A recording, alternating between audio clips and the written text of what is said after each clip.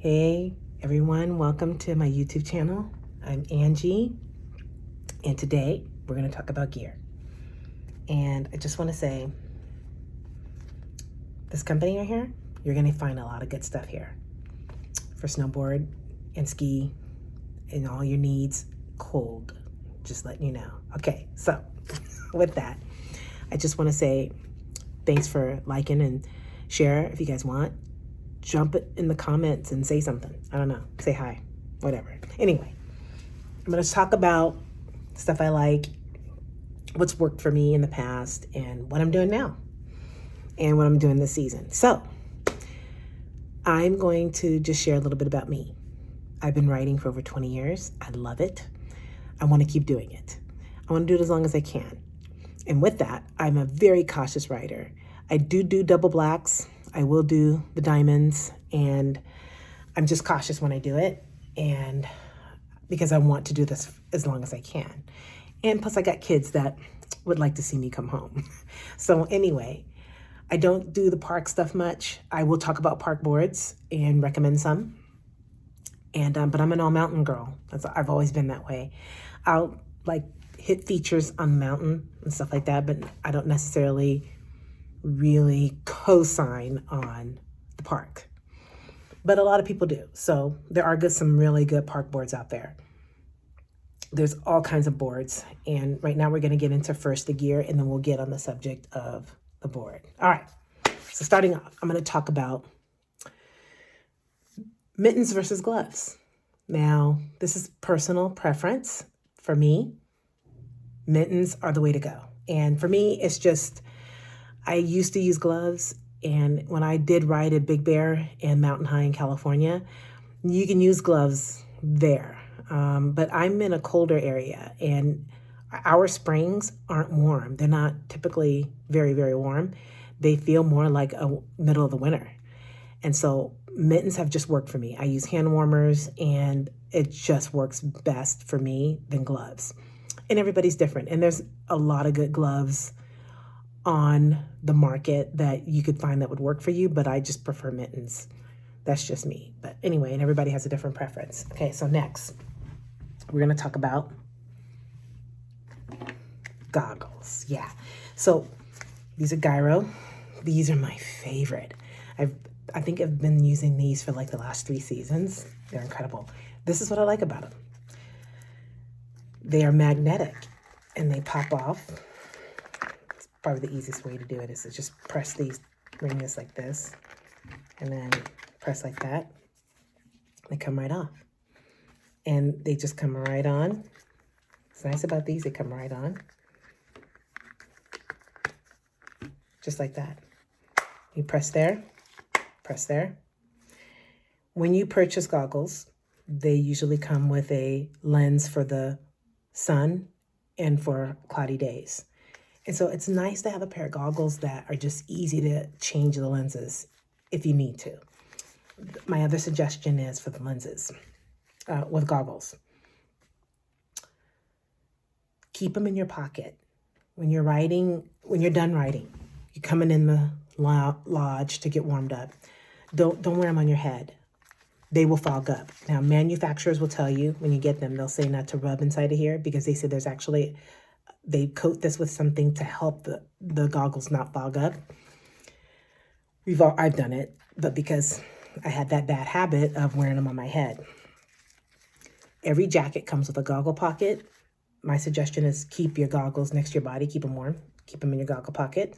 When you're ready to ride, put them on. When you're coming off the chair and you're going in, take them off. Plain and simple. That's the best way to do it.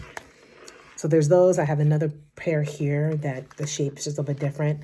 Same system a little bit. This one's a little bit more challenging to take off. I bought these and I was kind of like, maybe, I actually bought them because these ones were fogging up that day. And I was like, oh man. And it was because I had that habit of wearing them on my head. And so these are the same. They pop off pretty easily, but you know, I like the shape. And what I like about these goggles, these, and Anon is another one of my favorites. I've worn these a few seasons now. Same thing. What I like about these, they help with that there's that time of the day when you're riding where you almost kind of can't tell the snow from the ground, or like if it's cloudy in the fog, and you get this weird depth perception going on. It's crazy and it's real. And they're making goggles more to help with that when you're riding. I personally don't like riding when it's foggy, but you can't help and know when the fog's coming and going. We just don't know. But the goggles of these days are helping with that time of the day. It's usually around 3:34 p.m., depending on where you're at. So we got those. And, all goggles come with a sack, which is nice. And a lot of times I will, turn it inside out and clean my goggles with it. I usually don't touch my goggles until they're dry. I just really, literally just come off the mountain and I'll take them off my head. And I literally just, I put them in my sack pretty closely. Or sometimes I actually will get in the car and just let them sit like that, and then later put them in and let them dry. But it's nice that they come with these sacks. And you get another lens, like I said. Okay, so those are my favorite. The gyros, the Anons, and there's like Dragon. There's a ton of other goggles, but these are just the ones that I use, that I really like. Okay, so headgear. I don't wear a helmet. Don't judge me. Okay, so like I was saying earlier, I'm a very cautious rider, and I just don't want to bother with a helmet, and I just want to throw my beanie on. It's just easy to put over my goggles. I rode bikes for years when I was a kid, and I never crashed, and I'm good. But for headgear and staying warm, this company, I like their stuff. I'll show you with the label here. It's Expedition. Really warm. What I like about this is it fits nicely over your head. And you have this cover that just cover your face. Nice, keep your ears warm. Very comfortable. And I see people wear these under their helmets, and I will talk about helmets. I will mention some that I think are good. I just don't wear them. And maybe I should, but I've been doing this a long time without a helmet. And even before helmets were even a thing on the mountain, there's a lot of people that are safe on the mountain. They're very safe riders, and I'm just very cautious. I just want to go to enjoy and not do any crazy jumps, and I'm not trying to do all that. And okay, so boots. Let's talk about boots. So I've had K2 boots, which were the BOA system, and I like that. It's because it's easy, lace in, lace out. It's just easy to get in and out of those. I love the BOA system, and I do recommend them if you like them. This last season, I decided to go with the lace by 32. These are lashed Bradshaw. I get in these in and out super fast. The lacing system's really good. I have no problems lacing these up. You can see how you got these guys here on the side. That I just like these boots, and they're comfortable. These boots have been great. And these are 32 again. They also come, obviously all your boots come with an insole. This insole is amazing. Check this out. So they come with these, and there's two sizes, if you can see. The black one's thicker than the orange one. You put them in here, you can take them in and out. And this gives you such comfort in your ankle, in your heel when you're riding. And these are heated moles. I haven't heated these yet, but it's a heated system, which is, you can't get better than this. Now, 32, they've been doing this for years. And obviously there's a lot of really good snowboard boots out there. A lot of good companies, but these come, and I don't know if all their boots come with these, but mine did. And I think most of them do come with this. And you can use one or the other, or use them both, whatever is the comfort level for you, for your ankle. And so I find this to be super helpful. On this side, I have only one in because it was more comfortable for me versus two. And then on this side, I have the two. As you can see, I have the black and the orange in. And I've been riding with them like this, and it's been great. So those are the 32 boots.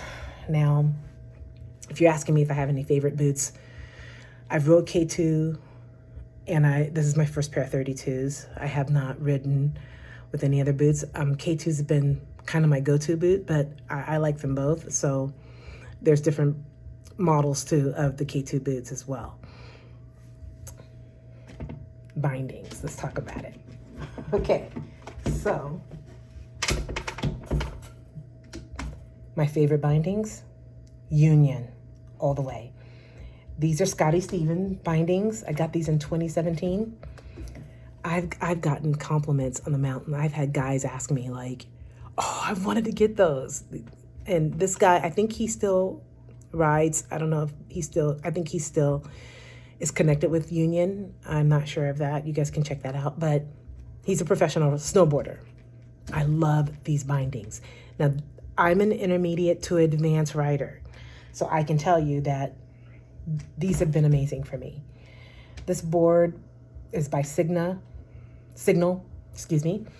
and they're out of California. And so I have 2 boards from them. This year, I am going to invest in a new board. I'm going to get the Jones Stratos. I've been eyeballing this. And what I like about the Jones Stratos, it reminds me of this one. Jeremy Jones and a friend of his have designed these boards to ride like surfing on snow. And so I surfed years ago when I lived in California.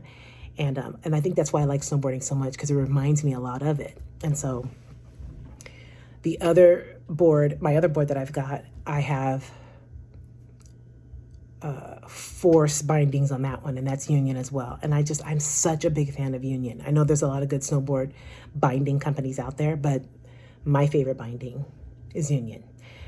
And so when I get my Jones Stratos, I will be getting the Atlas bindings for that board. And Atlas is an advanced binding. The Force is considered intermediate, and then they do have a binding for beginners. My advice is, if you're a beginner rider, is to go with a softer binding, a more forgivable one. And they have boards that are the same, that are more forgiving in your beginning stages of riding. You want to go with the soft flex. This is more of a medium, and then there's advanced flex. And the stiffer bindings and boots are really geared more for the advanced rider. And so again, if you're a beginner, go with the soft flex. You maybe can mess around with intermediate, but medium flex, and you'll see them on the boards. That if you look on the website and you're looking at a specific snowboard, you'll see they have the measurements in there of like soft, stiffer, and stuff like that. But I really highly recommend, if you're a beginner, to stick with that and graduate to the next level, because you'll be happier for it. You'll be miserable if you try something that you're not used to yet. And that's what I've done in my writing. Other than that, yes. So as far as clothing, Jones has good stuff. Burton has good stuff. I tend to layer, and then basically I'll wear more of a breathable material underneath my jacket. I tend to sometimes maybe wear a hoodie under my jacket, or if I have a really thick hoodie, I'll wear just that. And then I recommend Gore-Tex pants or North Face. There's so many companies out there that make really good ski and snowboard wear.